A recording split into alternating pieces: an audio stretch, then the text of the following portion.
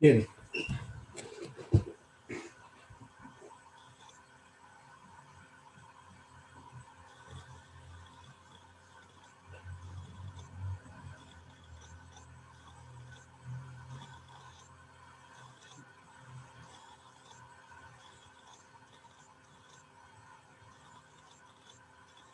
¿qué le decimos al compañero Fabricio?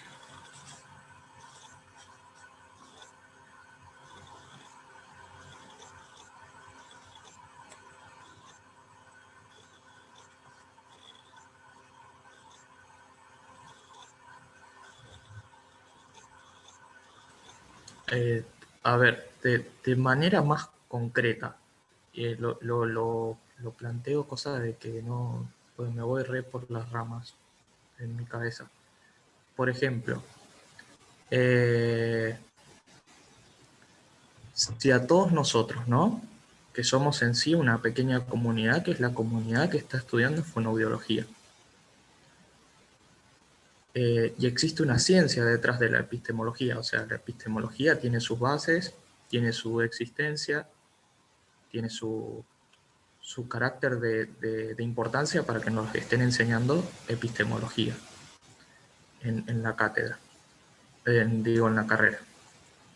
Ahora, ahí va a existir siempre individualidad a la hora en que usted, por ejemplo, nos plantee, bueno, nosotros vamos a ver a Samaha y el que no vea a Samaha y ve a otro autor, que para el carácter de la información dentro de la epistemología, para la información que tiene usted, que en esta clase usted es como el sector dominante, ¿no? Porque usted va a ser el que nos evalúa a nosotros y el que nos ponga la nota. Eh, ahí va a venir el carácter de, de, de individualidad en cada uno, de decir, ok, yo no voy a ir por ningún otro autor, aunque sé que existen, o por ejemplo, eh, nada, Sandra, me acuerdo la primera clase que dijo, ¿por qué vamos por Samaha y no por tales otros autores? Digo, de esa existencia de los demás autores, nosotros no vamos por otros autores por nuestra cuenta, porque en nuestro individualismo, que es el deseo de ser fonoaudiólogos, encaramos esto, porque es lo que nos sirve, porque es porque va concorde a nuestras metas. Bien. Entonces digo, el, el día de mañana, que seamos fonoaudiólogos y tengamos un caso de, no sé, una persona con autismo, y nosotros veamos que nos conviene, no sé, hacer una metodología de floor time que es bastante actual, que involucra el juego y que es muy cuestionada, porque se dice que es solo jugar, pero vemos que eso tiene resultado y no le vamos a hacer caso a todo el otro montón que dicen que no, que es mejor meterlos en un tratamiento grupal. No, vamos a ir a lo que nosotros creemos que es mejor, vamos a ignorar la coherencia de todos los demás y vamos a ir con nuestro individualismo de creer qué es lo que es correcto y lo vamos a hacer así. Bien. No sé si Sí, me sí, explico. sí, sí, sí. Eh,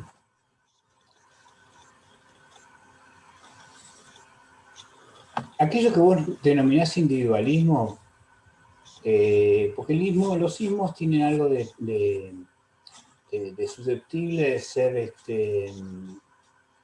cuestionado, porque los ismos implican cierto fundamentalismo, o cierto particularismo, o cierto reduccionismo. No puedo dejar de usar ismos. Mi traducción es que es imposible dejar de lado la subjetividad. La subjetividad.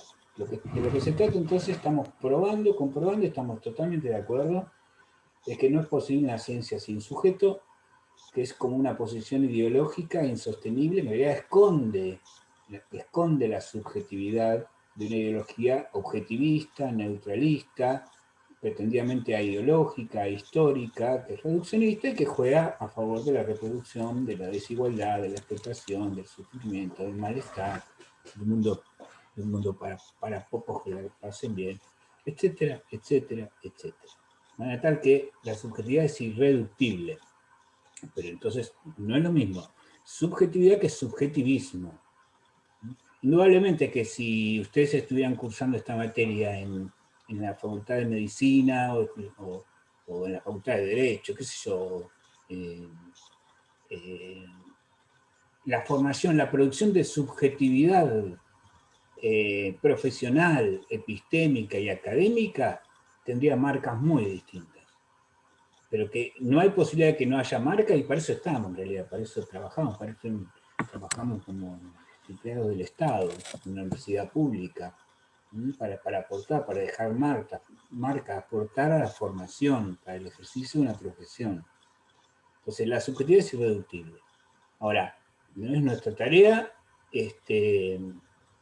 fundamentar la medida de lo posible por qué proponemos, así como el plan de estudios está fundamentado, tiene fundamentos del plan de estudio, no es una doctrina, algo especulativo, algo dogmático, un principio de autoridad, es así porque lo decidieron los que lo redactaron, sino que hay una fundamentación. Entonces, esa cuestión, primero lo de que ese individualismo en realidad es una subjetividad irreductible, que no es lo mismo subjetividad que subjetivismo. El subjetivismo podría ser leído de lo que se llama el paradigma interpretativo postmoderno.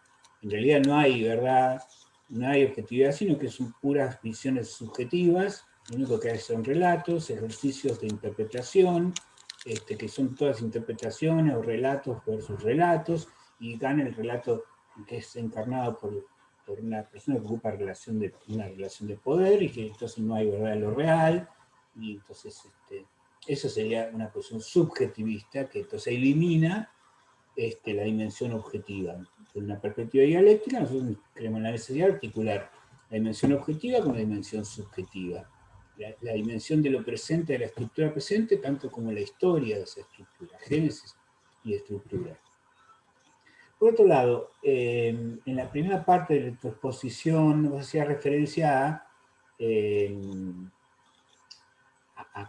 al ejercicio de la profesión y tratar a ese paciente, a esa paciente concreta, intervenir sobre esa situación concreta. Y ahí es donde nosotros, en primer lugar, respecto de eso, también diríamos que es irreductible una posición ético-política, moral y ética, y que todas las profesiones tienen lo que llaman la deontología. La deontología tiene que ver con principios de acuerdos valorativos, pautas de comportamiento, que nos remiten a lo epistemológico, a lo técnico, sino a valores, a principios, a la direccionalidad, a una ética colectiva. Entonces ahí tampoco hay necesariamente un individualismo, sino que ustedes van a formar parte de un colectivo profesional que va a defender una cierta deontología, una cierta ética y una cierta política. Usted también puede estar en desacuerdo y discutir desde adentro, dar debates en los colectivos profesionales, eso está fenómeno, va a estar barro, ojalá lo hagan. Pero no es una posición individualista, sino que se encarna una cierta ética, una cierta ideología, y la que nosotros proponemos, porque según nuestra experiencia y nuestro sentir, y porque no dejamos fuera lo que es imposible dejar fuera, que es la subjetividad, es lo que vamos a llamar la política del síntoma, una ética y una política del síntoma, que el síntoma va a ser el eje orientador de lo que no funciona, de lo real que no funciona, y genera sufrimiento, genera malestar, genera anomalías. Pero es una política del síntoma, es diferente a otra política, que es más vinculada a lo que he mencionado varias veces, que es meramente reparar, recauchutar, quedarse con lo fenoménico, lo inmediato, bueno, listo, ya está, voy a cobrar y ya, sino intentar ir más allá de lo fenoménico, más allá de la apariencia, poder dar cuenta de las partes y el todo.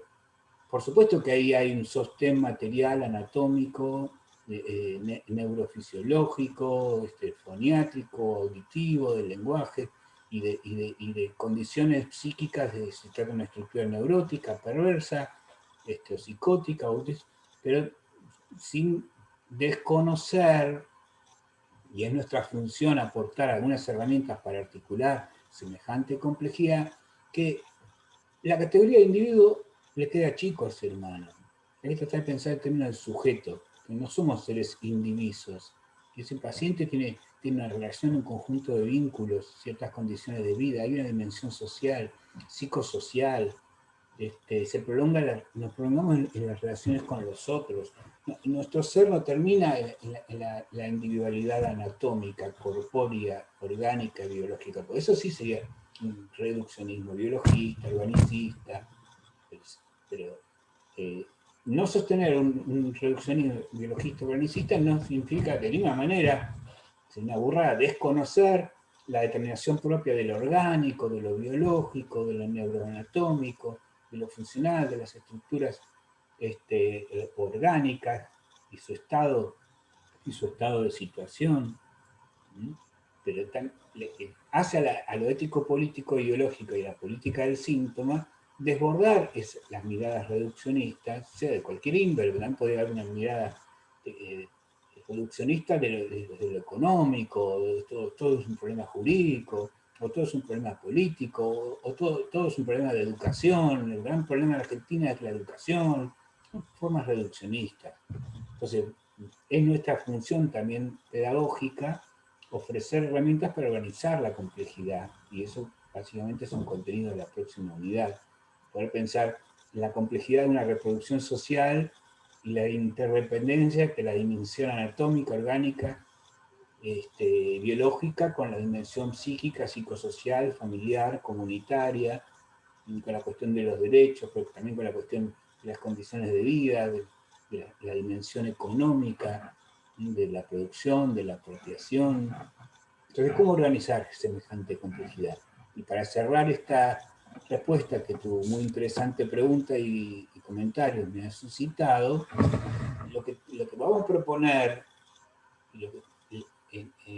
como ejercicio de la profesión es que ustedes recorran un camino que se llama método de ascenso, porque otra forma de llamar el método dialéctico, la concepción dialéctica es como el método de ascenso de lo abstracto a lo concreto. Ustedes tendrán que recorrer un camino de lo abstracto a lo concreto. Lo abstracto es, bueno, primero reconocer qué entes, qué dimensiones, qué unidades de análisis hay que tener en cuenta, cuáles son los aspectos genéricos que tienen que ver con las dimensiones de la complejidad de la reproducción social, cuáles son. Pero, entonces, hay un primer momento de abstracción, de tener en cuenta las múltiples dimensiones que por teoría y por formación han adquirido y aprendido, para llegar a indagar la situación concreta de esas condiciones orgánicas, biológicas, anatómicas, pero también psíquicas, comunitarias, familiares, políticas y jurídicas de ese paciente en particular, de esa situación particular, que en realidad desborda lo particular, para dar cuenta de las tres categorías, lo universal, lo particular y la singularidad en cuestión. Eso es el concepto de lo concreto. Cierro aquí. Lo concreto es concreto porque es síntesis de múltiples determinaciones, es unidad de lo diverso. Eso concreto no lo vas a saber en la primera entrevista con un paciente, o que te presenten en un caso, en un ateneo, o porque estudies en un libro lo que está puesto allí como ilustración de casos de intervenciones. Sino que lo concreto va a ser, hablando del punto de llegada, de una investigación. Esa síntesis de las múltiples determinaciones donde vas a determinar qué es lo determinante, cuál es la contradicción principal que afecta, que aqueja, las contradicciones principales. Entonces ahí van a ustedes armar una estrategia de intervención como punto de llegada, no como punto de partida, porque el punto de partida necesariamente es abstracto. Son determinaciones abstractas, quiero decir. Entonces, esa es la idea que vamos a transmitir, que estamos transmitiendo, que la necesidad de recorrer un camino de ascenso, de ascender en complejidad, que es justamente articulando las múltiples determinaciones que tienen que ver con lo concreto allí, que se llama la intervención profesional.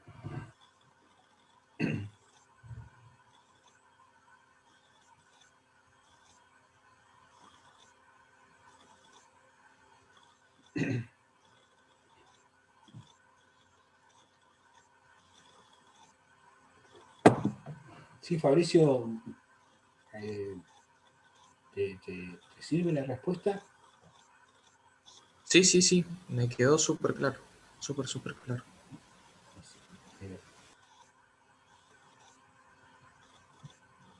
Pero sostenerla como pregunta, me parece una pregunta que estaría buena que esté abierta de alguna manera a lo largo de toda tu formación y en el ejercicio profesional.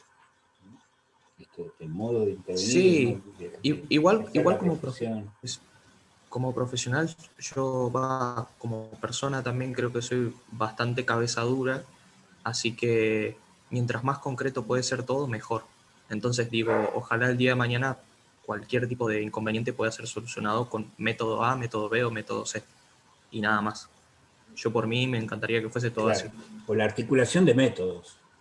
Esto también tiene que ver con la Sí, complejidad. que fuese todo súper Ujú. super matemático.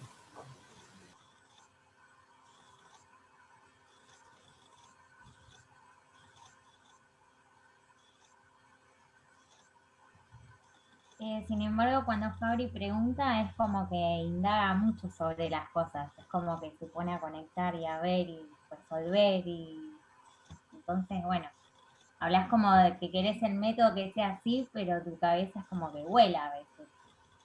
Tal vez lo está buscando. ¿Cómo, Priscila? Tal vez lo está buscando dentro de toda esa indagación, digo, busca encontrar ese método ahí como único que solucione toda esa cuestión. Yo me había quedado pensando en esto de, que no sé si había entendido del todo, porque al principio creo que Fabri hablaba de la práctica en sí como fonoaudiólogo, fonoaudióloga, pero me costaba pensar la idea como de individuo, ¿no? Me parece que aún así, más allá de dónde sea esa práctica o pensando en la intervención, creo que siempre estamos como, por más de que uno en como sujeto o como fonoaudiólogo, digamos, esté interviniendo en cierto momento, lugar, con cierta persona, como que me parece que siempre somos como parte de, digamos. Pero nada, igual también, qué Está sé yo, bueno me eso. quedé pensando en Y muchas sí, cosas. es que esa es la idea digamos, hacer una crítica a la concepción individualista. El ser humano es irreduciblemente un ser a la vez individual y social. Entonces, esto me parece muy acertado, ¿no? A la vez que te pensés como totalidad, sos parte de una totalidad mayor que te incluye, que te Claro. determina. Entonces, uno no se siente Sí, aún entonces así cuando solo. pensemos, claro, aún así si pensamos a ese paciente o no sé, como o sujeto, digamos, él también forma parte, digamos, creo que vos lo mencionaste, forma parte también, digamos, de algo más, ¿no? No es como ese individuo ahí. Entonces, Exacto. se me hacía un poco Exactamente. raro, no sé si raro, pero esto me puso a pensar, digamos, ¿no? Como si realmente yo, por lo menos Priscila, podía concebir esa idea de individualidad, digamos, o dentro de la práctica o a la hora de pensar tal vez intervenciones o bueno, creo que también depende de dónde vos estés como, o dónde vayamos a intervenir, también creo que siempre se da desde lo colectivo, desde más de lo grupal tal vez o desde lo interdisciplinario. Y bueno, esa es también la idea de una subjetividad que se produzca y que vea justamente la necesidad, la ventaja y el placer de trabajar con otros. No está garantizado. No está garantizado. No va de suyo. Podría adoptarse posiciones individualistas, competitivas, meritocráticas, o sea, reproducir la subjetividad neoliberal dominante en el ejercicio de cualquier profesión.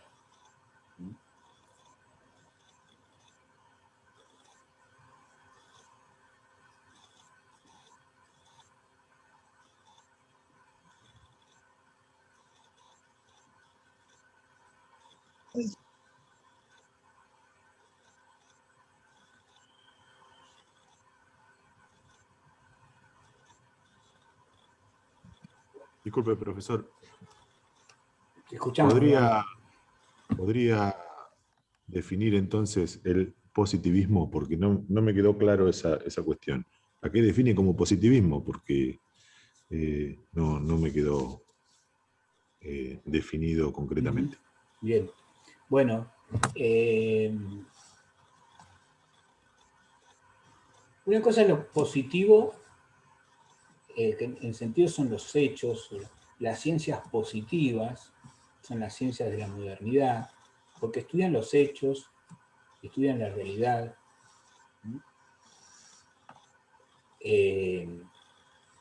Entonces, no se trata de criticar o negar la importancia, la necesidad de investigar la realidad. Eso es obvio y evidente. Pero hacerlo de una concepción positivista implica ciertos supuestos, ciertas exclusiones, cierta concepción, incluso ideológica, y jugar para ciertos intereses, se lo sepa o no se lo sepa.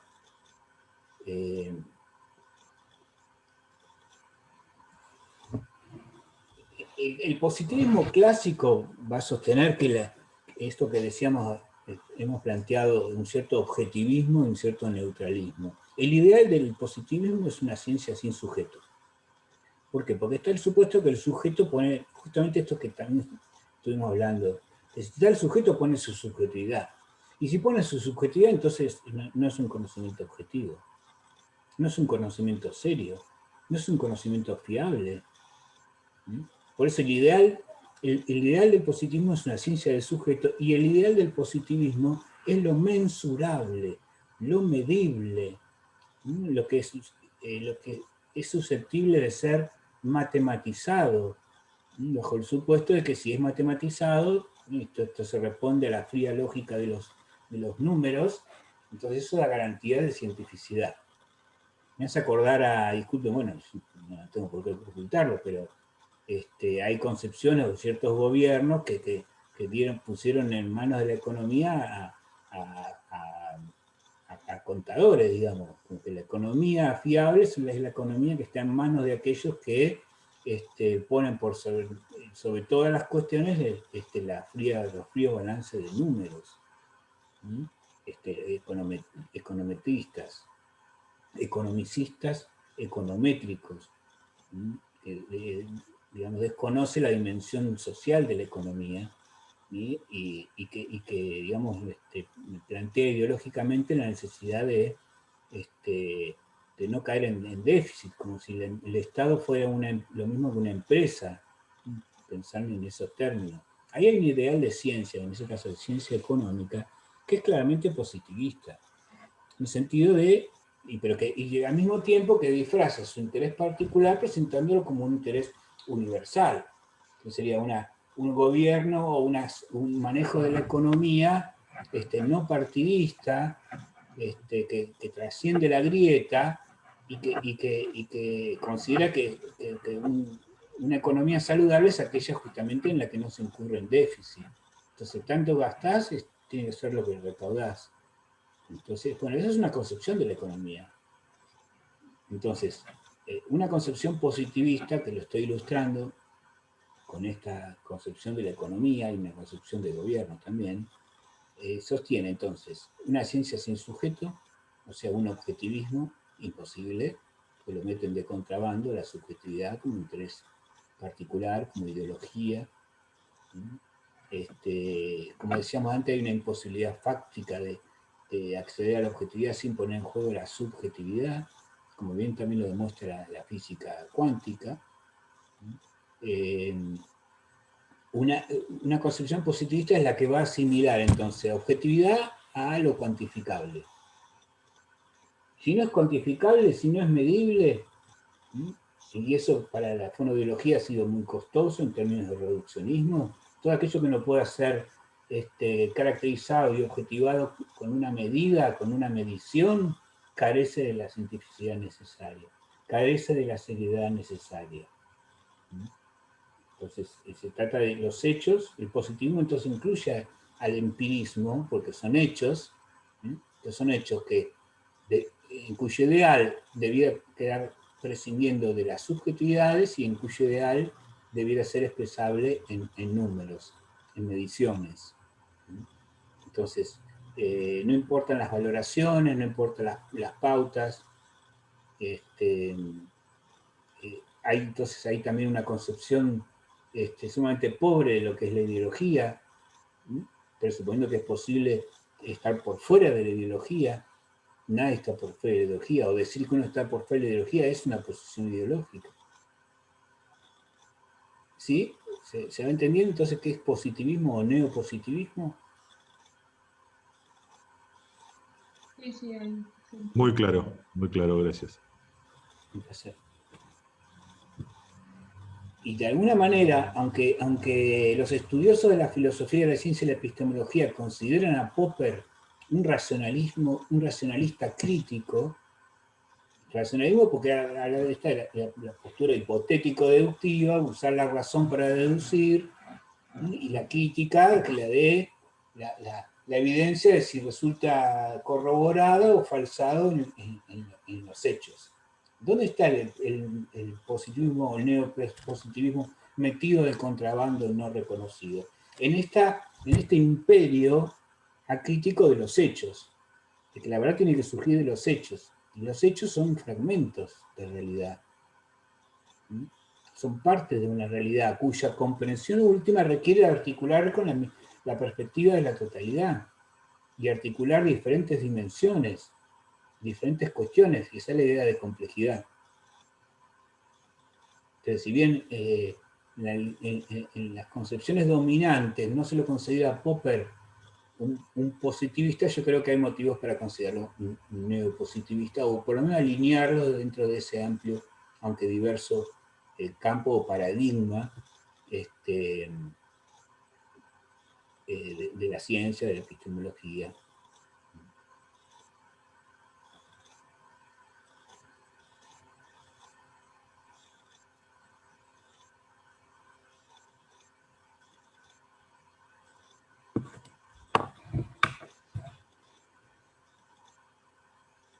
Después ocurrió en el campo de la ciencia lo que se llama la reacción subjetivista. La reacción subjetivista era irse al otro lado, al otro extremo.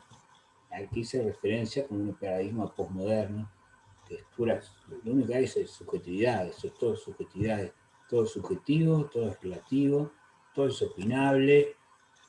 Se trata de no de la verdad, sino se trata de tu relato o mi relato. El que tenga más poder, yo soy aquel que tengo el carácter dominante, porque soy el profe, entonces mi relato se va a imponer por sobre el de ustedes. Esa es se llama la reacción subjetivista. Lo que tuvo de bueno es que introdujo en las ciencias sociales un método, un principio por medio que es la comprensión. Comprender al otro, poder comprender lo que el otro dice, cómo lo dice, desde el lugar que lo dice, el lugar de la enunciación. Que aporta a la complejidad de las herramientas y concepciones de las ciencias en general el recurso de la comprensión. Entonces, en ciencias no solamente se trata de explicar por referencia a una teoría y por referencia a variables cuantificables, sino también poder llegar a comprender lo que un paciente te dice, lo que un paciente siente, lo que un paciente piensa, lo que un paciente sufre. Y eso, si vos lo traducís a números, perdés lo esencial. Y perdés la singularidad. También es propio de concepciones positivistas borrar la singularidad, aquello que es irrepetible en cada uno. Y es propio del paradigma subjetivista borrar la verdad y la realidad.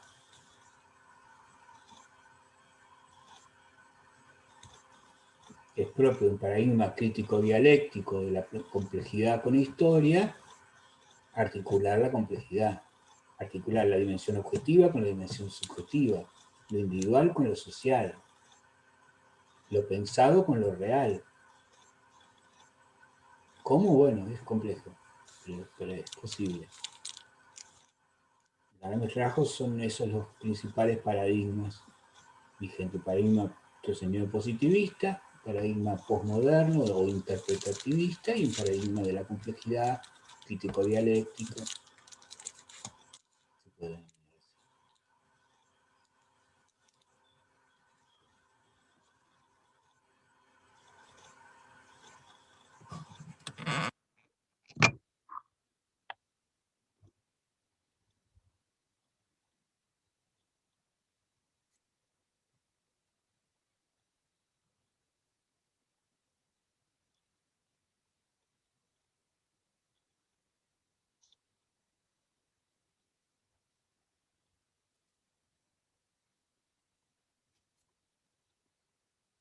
Bueno, estamos aquí. ¿Hoy les parece? Dale. Bueno, nos vemos. Estén bien. Cuídense. Gracias, profe. profe, por la clase. Chao, muchas gracias. Muchas gracias. Chao, gracias, Chao. chao.